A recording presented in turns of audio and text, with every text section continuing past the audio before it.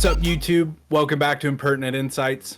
If you've seen our other videos, we're going to change the formula up a little bit. We're not going to give you any overviews, nothing. We're just going to get into the episode and start complaining because, I mean, what else are you here for? What else are we here for? What else is anyone on the internet for but to complain? So without further ado, let's jump into episode 3. Starts off, surprisingly, no real complaints with the whole prophecy presentation. Yeah, I mean, I think they handled it well. You know, cut out Gabe's poker friends to save budget. Can't really tell where they put that money into, but I understand cutting some stuff like that to save budget. Yeah, they didn't do too bad on that. They got at least, you know, they got the lines in, and that's really what matters. Right after that, Oracle, though, right after we get, well, half the prophecy, not to complain. We get the rest soon after, but directly following that scene, we get this, our first gripe with the episode, which was obviously done in an inclusive, nice way, but a bunch of demigods are lined up. We assume they're all demigods, but we honestly don't know. They're all lined up to be chosen by Percy in some ceremonial fashion to go on a quest across the country to the underworld to save the world, being hunted by monsters. A very, very dangerous time. And also, don't forget that it's been covered that Zeus would like to smite Percy, so they're kind of battling against some gods as well. All over the place. It's all a bad time. Death could be around any corner. And one of the choices presented to Percy is a handicapped female in a wheelchair. Yep. Just let that sink in. I have selected our most compelling candidates, from which you will choose 2 to join you on this quest and ensure that we succeed. Annabeth. Had they shown and covered Chiron's magic wheelchair more than just a little throwaway line in the previous episode, this wouldn't be as glaring a problem as it is. Right, because if they had thrown that context in, you could assume like, okay, well, maybe that wheelchair does, you know, maybe it's magic or possibly, you know, some Hephaestus cabin creation. But with no backstory on Chiron's wheelchair, with no going into the various cabins and the abilities of them, i.e. Hephaestus cabin, you just kind of have to assume it's a regular wheelchair, and we got to move across the country in, what, they got 10 days to do it? I don't think the show puts a time limit on it, but it is, they do at least portray that they're in a hurry. Yeah.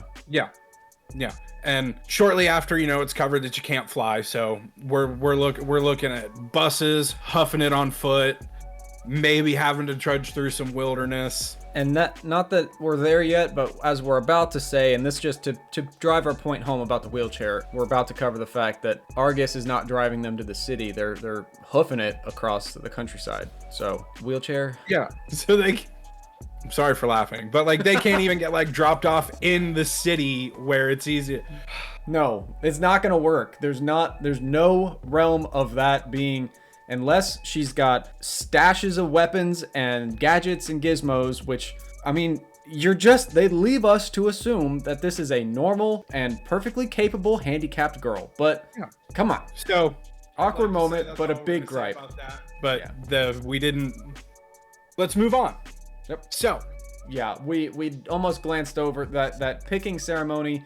He doesn't even listen to the names. He just picks Annabeth because she's the one that'll throw him down a flight of stairs to accomplish the quest. And that becomes a little important bit later, again, because we're filming this after the series is aired and wrapped up. So just kind of keep that bit in mind because we'll touch on it later. Spoiler alert, Annabeth will not do whatever it takes to complete the quest, and she may even want to abandon it altogether. So we then have him approaching Grover saying, "You're my friend. Obviously, I want you to come on this quest with me.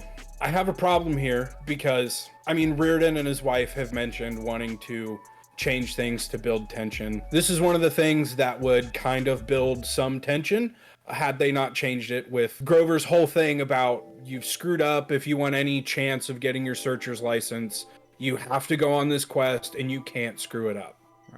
In the book, he doesn't even want it. Like, he fears this whole situation. Yeah, he doesn't want to go on a quest. He's a satyr. He's a helper. But he needs to in order to redeem himself, because The Cloven Council does not screw around. Cloven Council Elders? of Cloven Elders. I keep saying that. I keep shorthanding that. Yep. I want to also point on in this scene, Grover is communicating. We can assume it depends. If you're a fan of the series, you'll know that he is communicating with a Pegasus. If you're not a fan of the series, you don't really. You might guess that. I get. You might guess it. But Percy walks up. One of Percy's Poseidon-given abilities is he can 100% communicate with horses, and they just cut that because don't know why, but that should have been there. Again, we can complain about that in future episodes. Yep. Standing right in front of the horse, that would have been a solid moment to just be like, oh dang, I can talk to horses. Okay, moving on. Yeah. But no. Yeah, in that scene you get the rest of the prophecy. So not horribly done. First few minutes. That is possibly one example of where their change added some sort of mystery or tension. So then we move on to Luke approaching. Again, no real complaints with this scene about presenting the shoes and giving a little bit of more backstory, handled well enough. Except they did the thing again where just unnecessary, like, sad boy feelings moment. I don't care to harp on that too much, but they got what they needed to out of the scene, and it lasted a little longer than it needed to. Yep. No real gripes with the whole Luke exchange. Now, moving on to them leaving camp.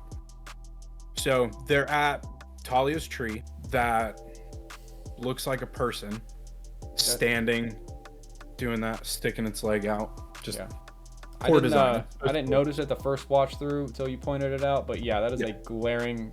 That is a person. Who do you think would be in charge? Heroes' quests are world-defining events. They have 100% looks like a person standing strangely. When it's supposed to be just this big, magnificent, Christmas pine tree looking deal. It looks like a sickly little thing. Nasty little tree. Yeah.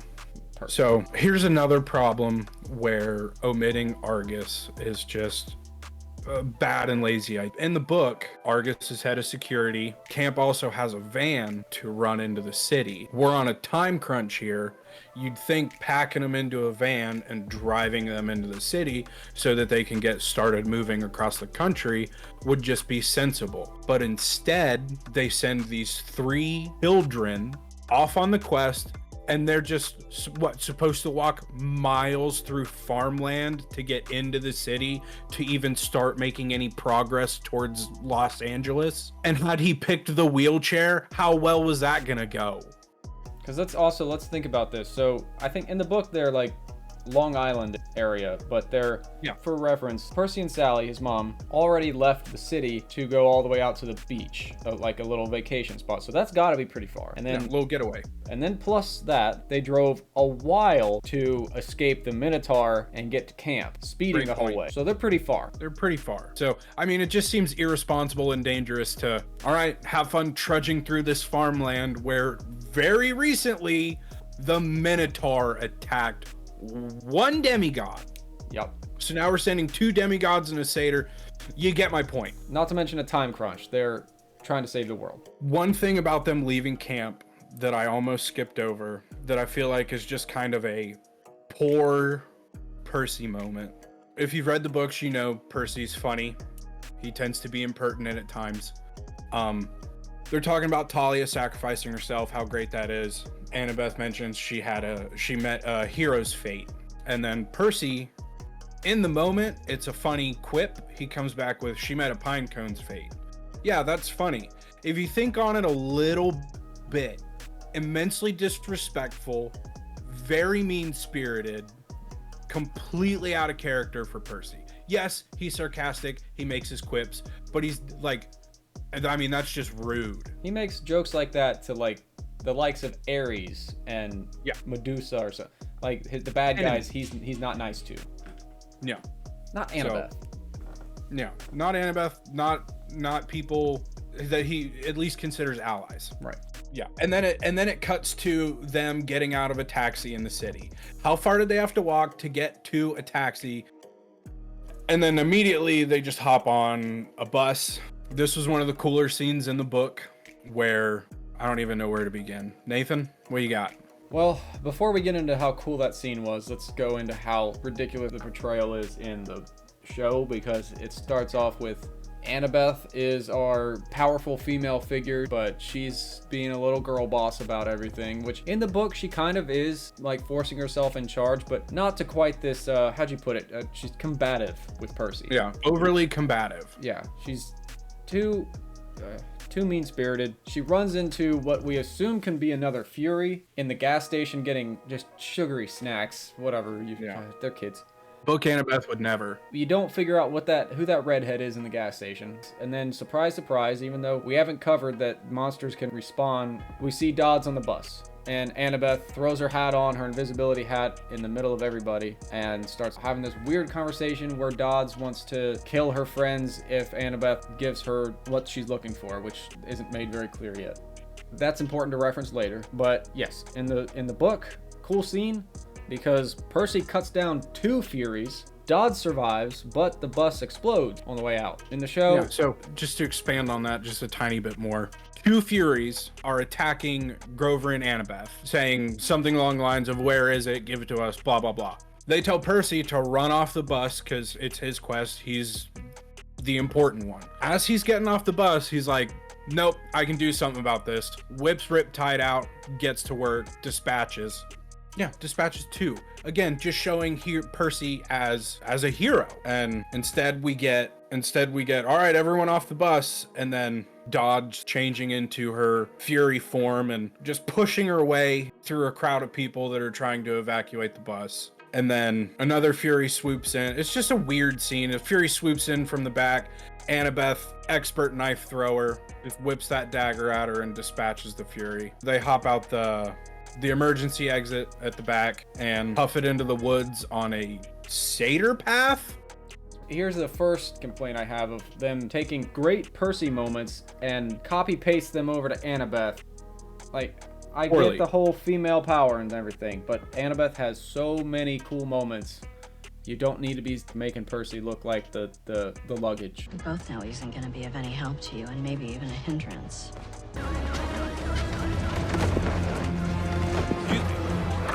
Lady.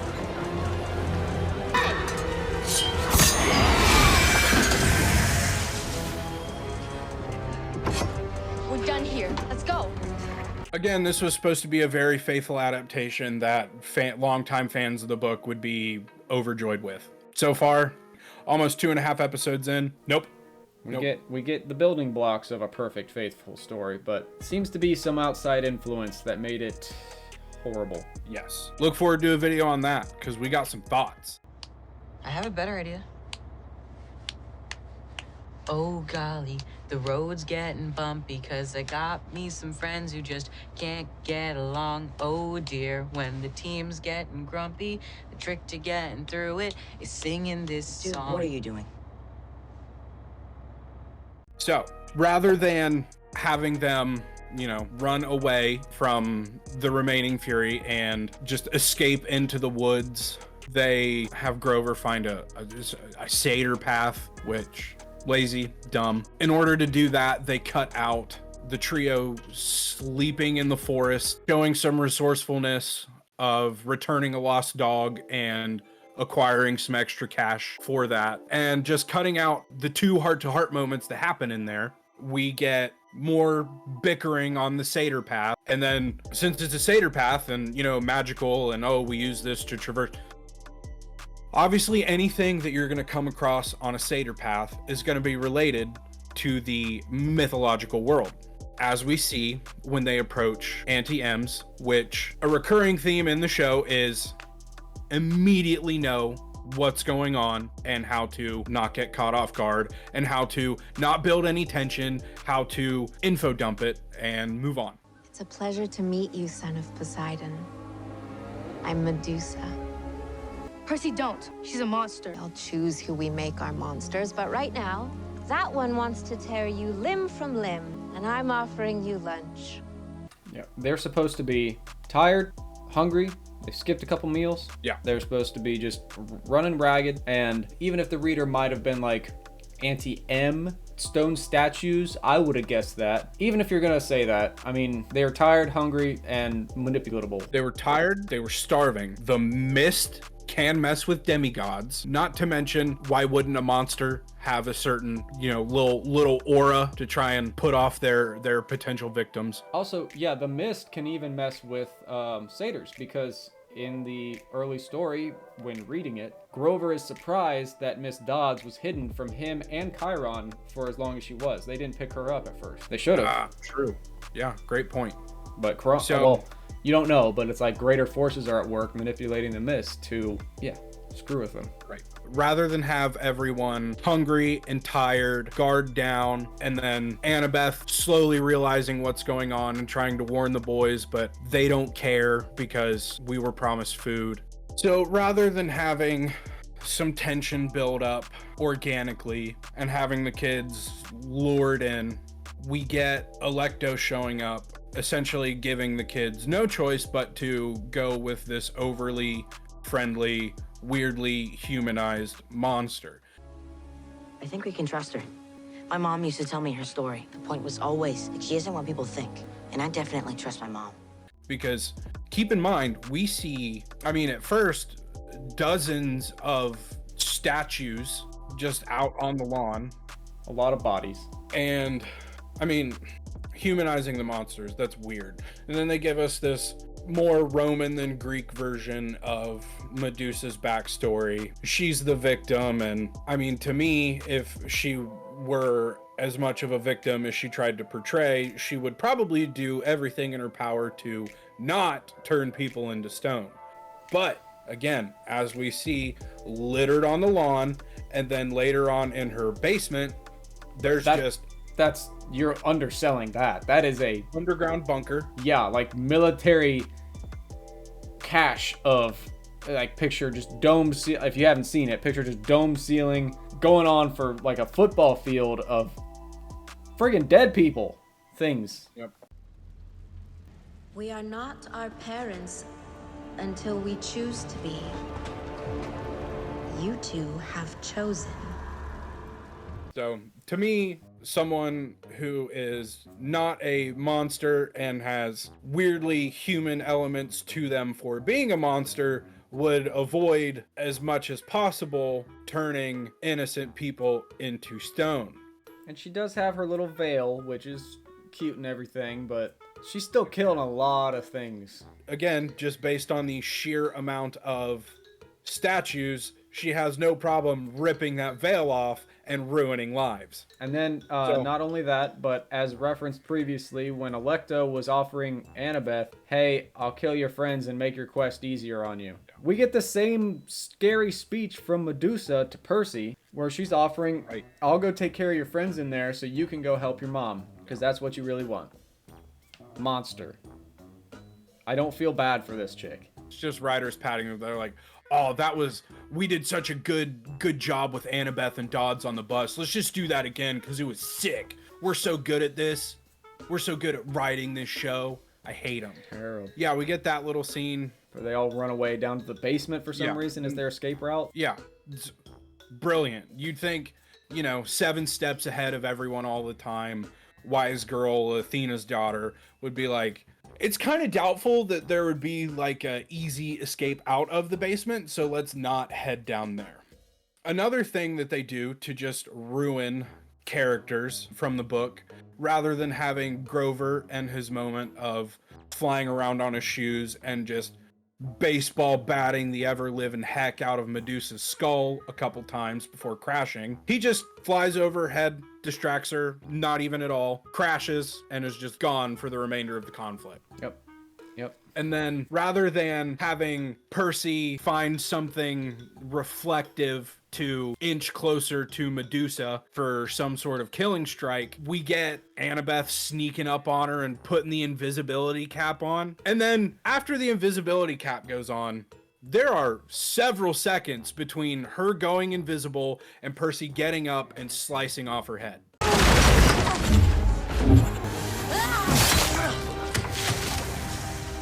Did you say something?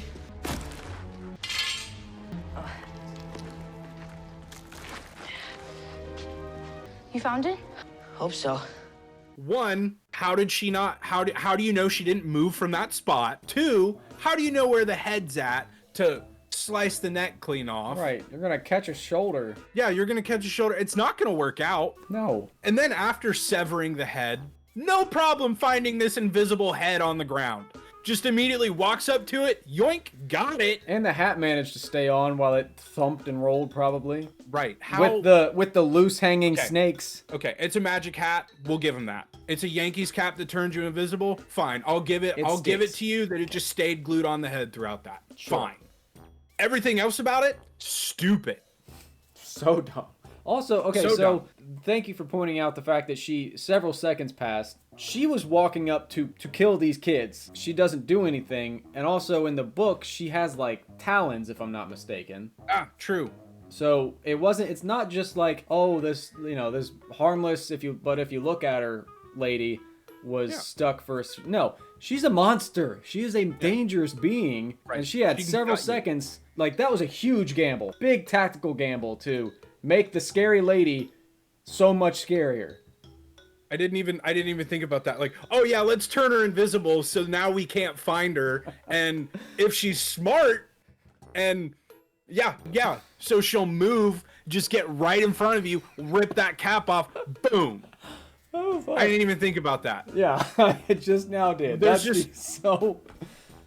There's so much wrong with the show and the writing that the more you reflect on it, just the more awful and ridiculous it gets. That's a big problem with this episode, is they took this small, arguably could have been removed if they really needed the time. We didn't even have to meet Medusa. It was nice though. But they expanded that into like half the episode when that could have been a quarter. I mean, it was a pretty short exchange where they walked in, they ate, oh god, that's Medusa, fight. Well, she chased them around and gave evil comments, but it wasn't that long. They're doing their best to checklist and hit the points from the book, but they're doing it very poorly. So moving on, after, they instantly find this invisible head, Percy makes a comment, and sure, makes sense. We can't just leave Medusa's head here for any random person to stumble upon and find, or God forbid, a monster to find and use. So he suggests leaving the invisibility cap on it and hiding it in the basement. To which Annabeth, whose cap it is, goes, yeah, that's fine. Let's just leave this super useful invisibility hat in the basement and leave it behind. No. Ridiculous. And then, oh, cool. Now we get Grover swooping in again, being mischaracterized, and you two need to stop this. Like, that's a gift from her mom, blah, blah, blah. Don't like it. Dumb, weird, unnecessary. Keep in mind, Alecto is still just chilling outside. Another just poor choice of writing or anything. Percy walks out, and we don't even get to, like, as the audience, follow Percy out to this confrontation with Alecto. We get to watch it through a window as he very obviously walks out carrying something, and Alecto, centuries old Hades lieutenant, horrifyingly capable monster, who earlier in the episode shows she is very aware of Medusa's capabilities and is afraid of her. That's why she didn't come in. Percy walks out with his hands, nothing in his hands, but that's about the size. That's about how you would carry a severed head. Yep, checks out. Alecto, rather than expecting, and should have expected something out of this, just lunges. Percy rips the cap off, turns her to stone. She crumbles. My hands are kind of full. Of course.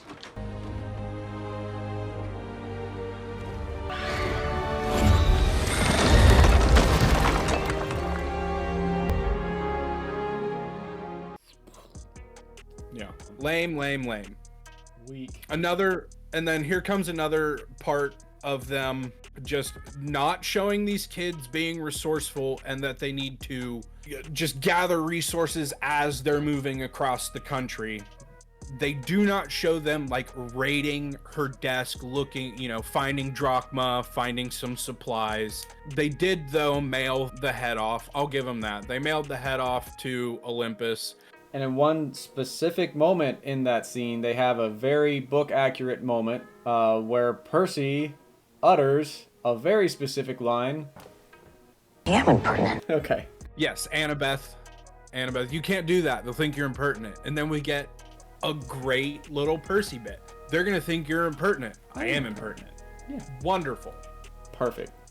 Yep. Funny, snarky, not attacking a dead person. One tiny dim star of decent writing. Yeah. And just a cesspool and nonsense.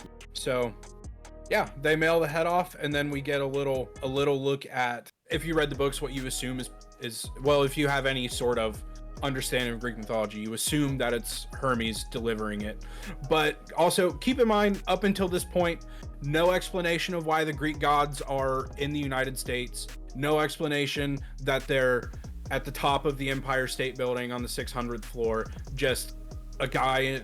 There's also a very odd thing, and I get like it was just a moment of wrap up the show and like on a silly note, but if you're fans of the books, or if you understand Greek mythology, and you're gonna picture Mount Olympus as not a small place. But he walks out of the elevator, which is just like the entrance to this vast complex. Off camera you hear, "You guys aren't gonna believe this," which there's the argument that he was talking to himself, or that they're gods, so once he's on Olympus, like maybe they just all communicate, or he's just Hermes, so he can just talk to anybody wherever, whatever. It's still weird. It's a weird thing to do. Good point. On top of that, Zeus and Poseidon are very close to going to war. Why would, I mean, you would think that the gods are not on Olympus and they're out amassing troops, getting ready for this war. Also, I don't think the book explains it yet, but generally the gods are outdoing they're running the world. They literally govern forces of nature.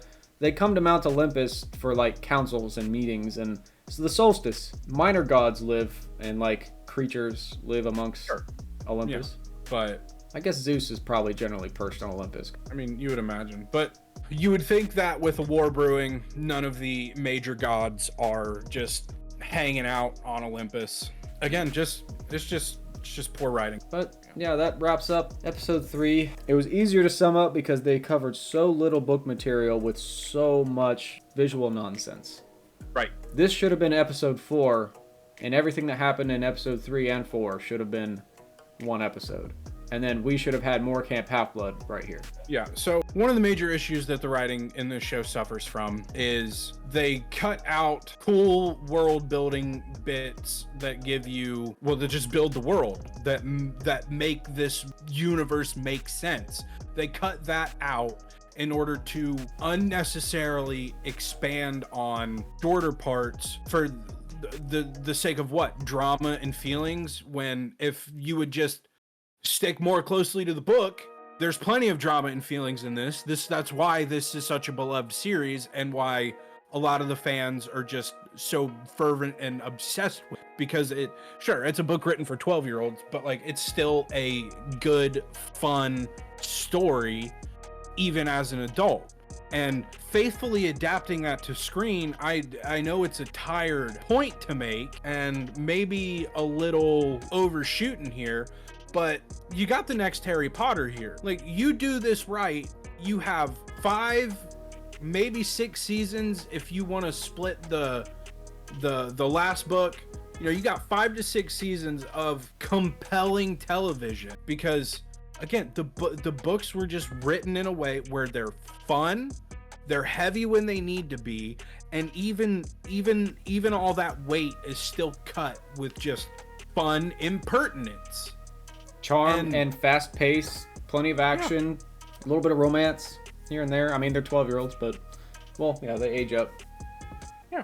The another big thing that started here with Medusa was the comment made in the first episode's flashback of they're trying to humanize monsters in this series for some reason, and you'll see we'll complain about that in the next episode too. But it definitely feels like all the bare bones are here for a perfect shot-for-shot remake, but somebody came in and just started laser focusing on weird crap, trying to humanize dark things, and just wasting time on things that didn't matter, and it damaged the portrayal heavily. Not only that, but it definitely feels like in doing so, certain parts that are faithful don't get enough attention because either they didn't have the time, I don't know, but it's all bad. It definitely stinks of other people getting their grubby mitts on it and thinking, I can do better. And they haven't. They didn't. The show's going to get a season 2, but you had everything you beyond needed right that. here. You didn't need to change it. You didn't need to focus in on anything else. It was very well balanced. But I think that about sums up our complaints. Look Yeah. forward to the review of episode 4. Thanks I for mean, watching. it's only it only gets worse, only gets crazier. Yeah. So yeah, if you enjoyed the video, don't forget to subscribe, leave us some comments, let us know what you thought. If you think that this is a faithful adaptation or even just a good show on its own, give us some reasons why, because we can't see it and we absolutely do not understand why anyone would think that. And if you're among those that are new to this series, I hope we've helped shed some light on why you're probably lost. If you do want to read the books, check out thriftbooks.com. You can pick up copies for dirt cheap. Until then, guys, take care. We'll see you on the next one. Thanks, guys.